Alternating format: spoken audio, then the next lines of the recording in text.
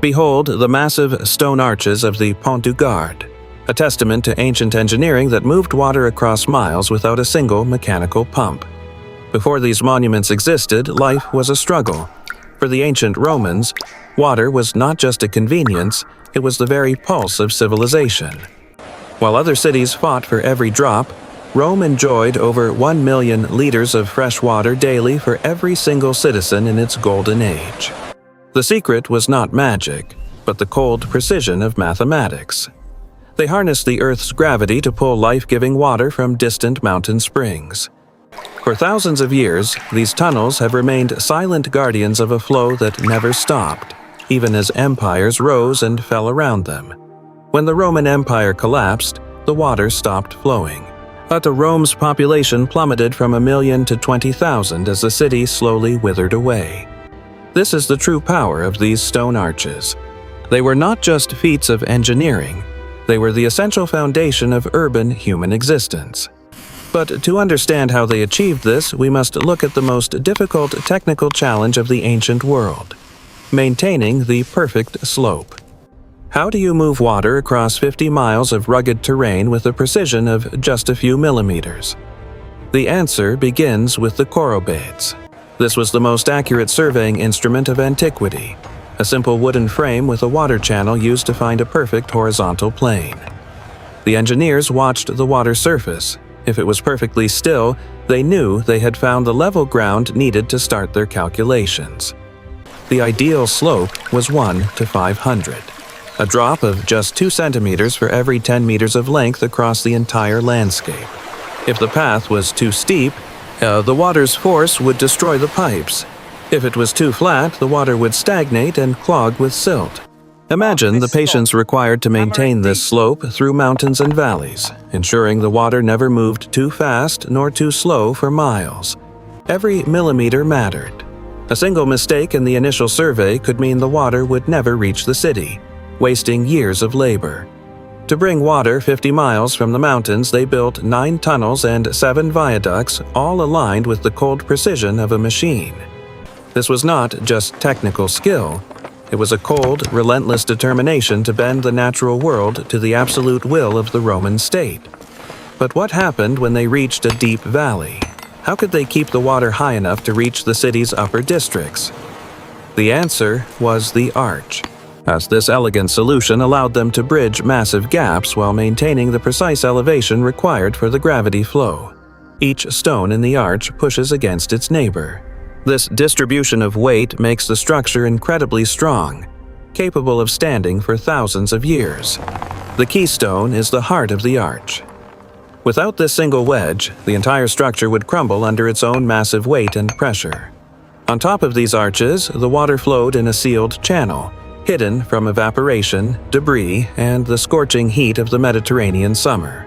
The channel was lined with opus sinenum, a waterproof mortar made of lime and crushed pottery that prevented leaks and kept the water pure.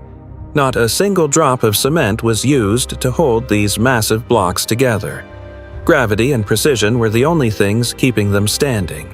This technique was so advanced it wasn't reinvented until the 19th century. It kept the empire's water supply safe from contamination and structural failure. These arches were more than just supports for water. They were the visible bones of an empire that planned to last for all eternity. When faced with valleys too deep even for the tallest arches, Roman engineers turned to a different law of physics: the inverted siphon. By sealing water in lead pipes, they forced it to dive down into valleys and surge back up the other side using accumulated hydraulic pressure. This was a dangerous game. The pressure at the bottom of these valleys was immense, capable of bursting almost any material available at the time. The siphon at Lyon had to withstand pressure equivalent to a 100-meter-tall column of water, a feat that would challenge many modern engineers today. They could hear the water screaming through the pipes. They knew that a single weak weld or a hairline fracture could cause a catastrophic explosion. They used lead because it was flexible and easy to seal, though they knew it was toxic, but they had no other material capable of holding such force. The inverted siphon allowed them to conquer landscapes that were previously impassable. moving water where arches simply could not reach or survive. This was pure physics, a calculated risk taken by men who understood that the city's thirst outweighed the dangers of high-pressure hydraulic engineering. But even the most advanced engineering cannot provide clean water if the source is filled with the mud and sand of the mountains. Welcome to the Piscina Limaria.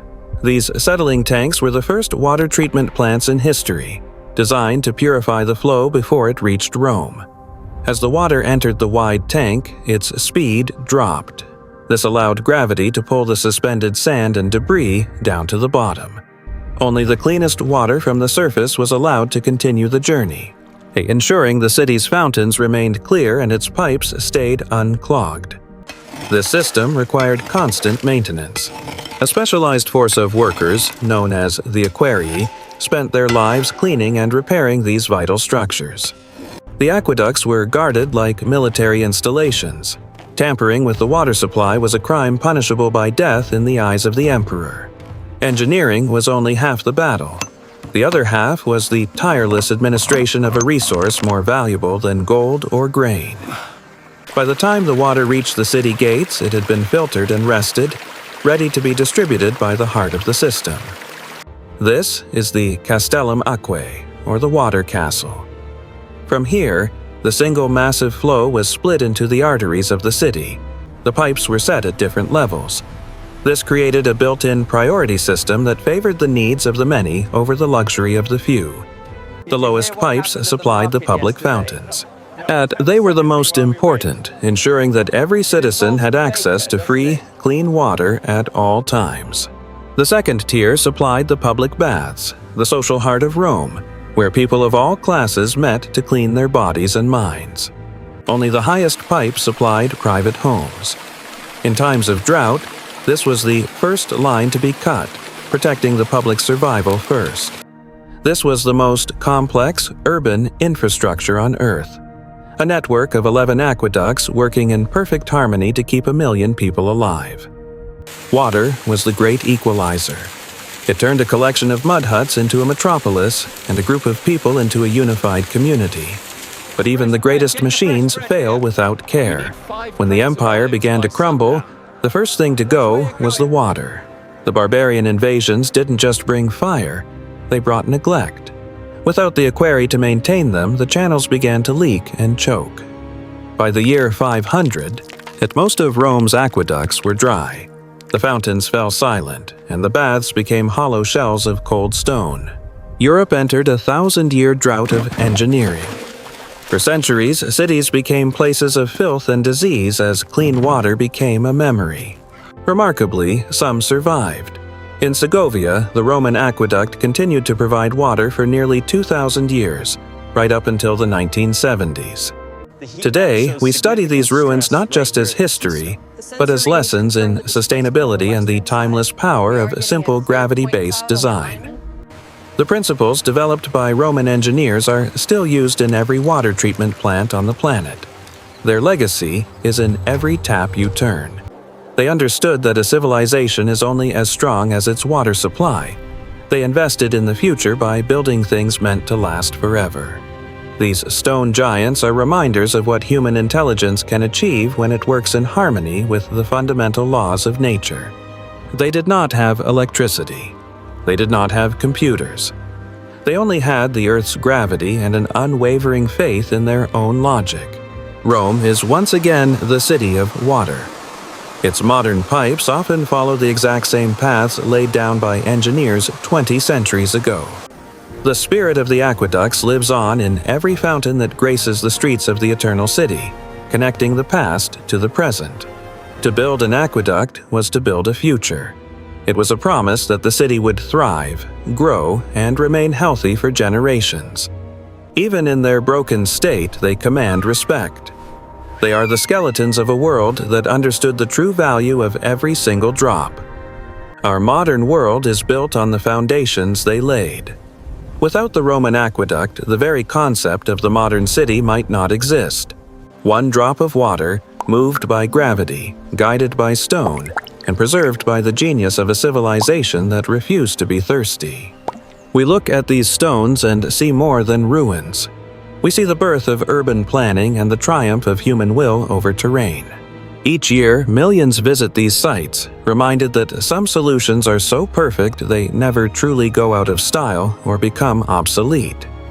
As long as the Earth has gravity, these arches will stand as a monument to the moment man first mastered the flow of life. The stones may be silent, but they tell a story of ambition, precision, and the simple, profound necessity of a clean drink of water. They are the ghosts of an empire, haunting the landscape with the memory of a time when the water never ever stopped flowing. Water beneath, water above. The Romans mastered both, turning the elements into the servants of their grand and enduring social vision.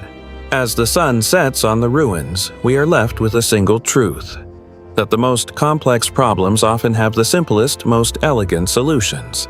Even without the water, the path remains. A testament to a dream of a city that would never go dry, built in stone. The Roman Aqueducts. A legacy of stone and water that continues to quench the thirst of the modern world's imagination and ingenuity. Join us next time on The Ancient Vault as we uncover more secrets of the engineering marvels that built our world from the ground up.